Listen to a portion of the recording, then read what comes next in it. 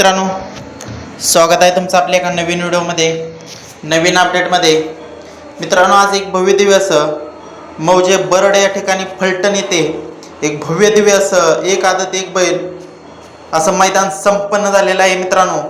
आणि या मैदानात फायनल देखील झालेला आहे।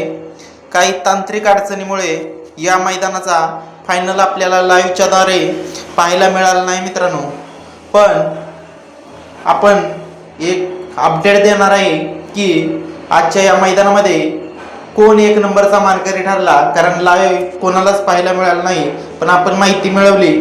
आणि मित्रांनो, आज तुम्हाला आपण मागील व्हिडिओच्या माध्यमातून सांगितलंच होतं, आजचा दिवस खरा गाजवला तो म्हणजे विठ्ठल ड्रायव्हर बुधकर आणि वेगाचा सर्जा आणि सचिननं।